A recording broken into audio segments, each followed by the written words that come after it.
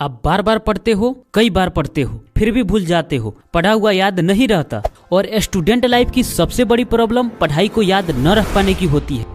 और जब कई बार याद करने के बावजूद याद नहीं होता तो ये सोचकर खुद पर ही डाउट करने लगते हैं कि मेरे में ही कोई कमी है, मैं ही मेंटली वीक हूँ। और जो दूसरा बंदा है जिसको पढ़ाई याद है वो मेंटली स्ट्रांग है। लेकिन मैं कह रहा हूँ कि आप भी मेंटली स्ट्रांग हो। सबकी मेमोरी अनलिमिटेड है, बस अपनी सोच की वजह से, कुछ गलतियों की वजह से ब्लॉक करके रखे हैं।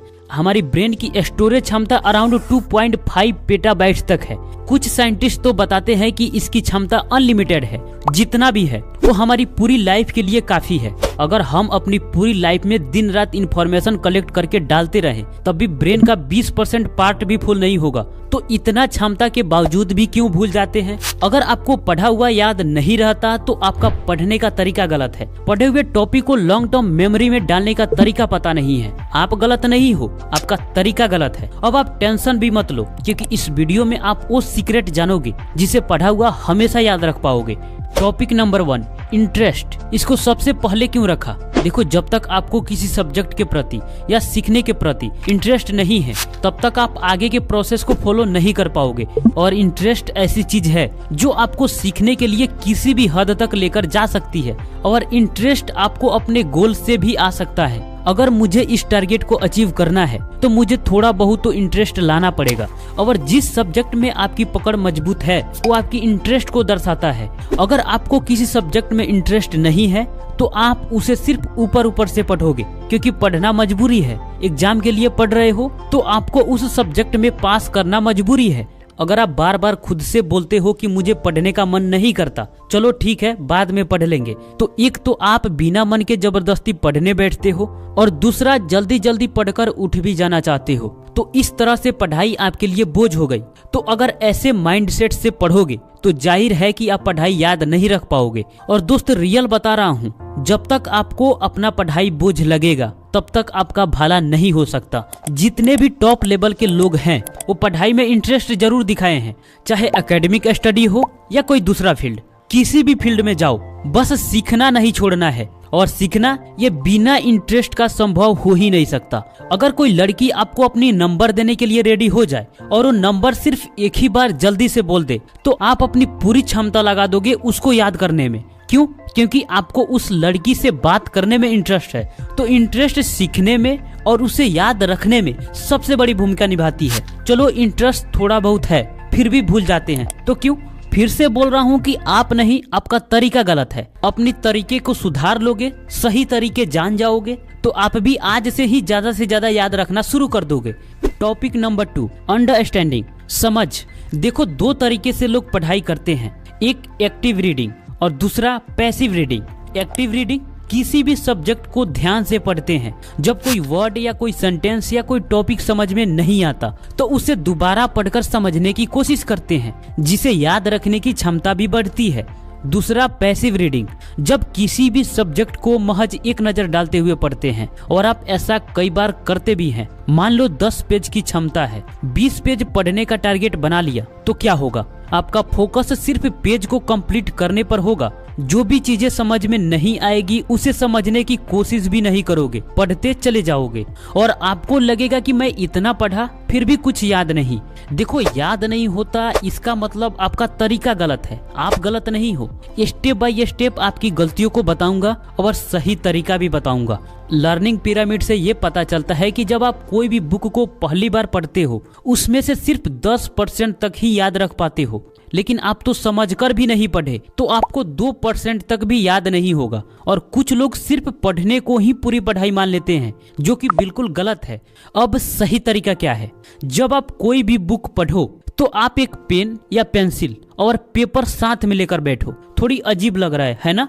लेकिन अपनी समझ को बेहतर बनाने के लिए सबसे बेहतर तरीका है, हर पेज में जो भी इंपॉर्टेंट पॉइंट या टॉपिक मिले और लगे कि ये याद करने योग्य है तो उसे पेपर पर नोट कर लो। और आप 10 पेज नहीं, एक बार में 5 ही पेज पढ़ो, लेकिन उसमें का इंपॉर्टेंट पॉइंट या टॉपिक को पेपर पर नोट कर लो। और जब पढ़ाई से उठो तो पेपर अपने पास ले लो। आप सिंगल पेपर का यूज कर सकते हो। अब आप टहलते वक्त उस पेपर पर लिखी इंपॉर्टेंट टॉपिक को याद करो, क्योंकि यही चीजें तो याद करने योग्य है। ये बहुत इफेक्टिव तरीका है लेकिन आप में से मैक्सिमम लोग नहीं कर पाएंगे और वही लोग बोलेंगे कि मुझे पढ़ा हुआ याद नहीं रहता। आप कर पाओगे? यस या नो कमेंट बॉक्स में जरूर बता देना। इसलिए मैं पहले ही बोला हूँ कि सीखने के लिए इंटरेस्ट जरूरी है। Number 3, why do you repeatedly forget the question? Bar bar question क्यों भूल जाते हैं?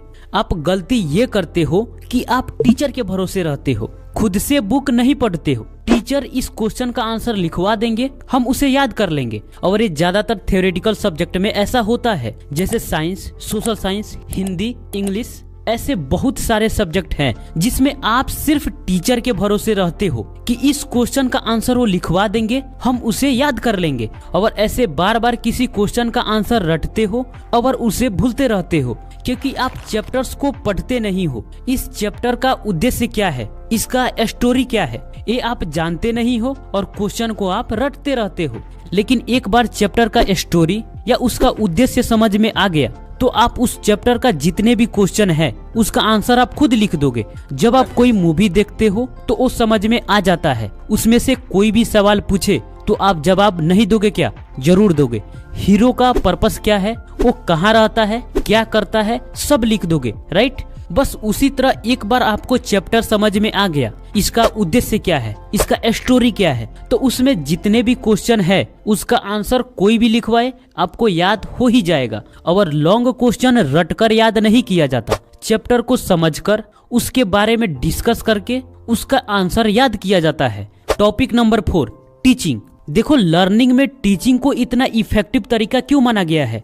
आप इस लर्निंग पिरामिड्स को देख सकते हो। आप किसी टॉपिक के बारे में लेक्चर सुनते हो, उसमें से सिर्फ 5% तक याद रखते हो, रीडिंग से 10% तक, ऑडियो विजुअल से 20% तक याद रखते हो। यानी वीडियो के थ्रू किसी टॉपिक के बारे में सुनते हो, समझते हो। डेमोन्स्ट्रेशन से आप 30% सीखते हो, जो किसी टीचर के थ्रू आपको किसी टॉपिक के बारे में करके बताया जाता है, किसी चीज के द्वारा समझाया जाता है। ग्रुप डिस्कशन से आप 50% तक सीखते हो। प्रैक्टिस से आप 75% तक सीखते हो, जो किसी भी चीज के बारे में आप खुद से प्रैक्टिस करते हो, लैब में आप खुद से प्रैक्टिस करते हो। और टीचिंग से 90% तक सीखते हो। जब किसी भी टॉपिक के बारे में दूसरों को समझाना या पढ़ाना हो तो सबसे पहले आप अपने माइंड में उस टॉपिक की कॉन्सेप्ट को क्लियर करते हो। पहले आप खुद पूरी तरह उस टॉपिक को समझते हो, फिर दूसरों को समझाते हो। अगर आपके घर वालों में कोई भी कल से ये बोले कि तुम जो भी पढ़कर आए हो वो मुझे पढ़ा दो, या उस टॉपिक के बारे में तुम मुझे समझा दो जिस टॉपिक को तुम क्लास में समझकर आए हो, आपके पसीने छूट जाएंगे दोस्त। और दूसरे दिन से किसी भी टॉपिक को समझने के लिए क्लास में 2 गुना एफर्ट लगा दोगे, उसकी हर एक पॉइंट को समझने की कोशिश करोगे, क्योंकि आपको पता है कि घर पर जाने के बाद मुझे किसी और को पढ़ाना है। तो टीचिंग में कोई भी कंसेप्ट पहले खुद के माइंड के अंदर क्लियर करते हैं, समझते हैं और बाद में दूसरों को समझाते हैं। आप दूसरों को नहीं समझा सकते, आप अकेले में जिससे बात करते हो यानी खुद से, उसको समझाओ। या शीशे के सामने खड़े होकर भी किसी टॉपिक के बारे में खुद को पढ़ाना है। तो दोस्त, ये रहा याद करने का कुछ प्रैक्टिकल टिप्स, जिसे आप फॉलो करके अपने पढ़े हुए टॉपिक को याद रख सकते हो। दोस्त, कैसा लगा वीडियो कमेंट बॉक्स में जरूर बताना।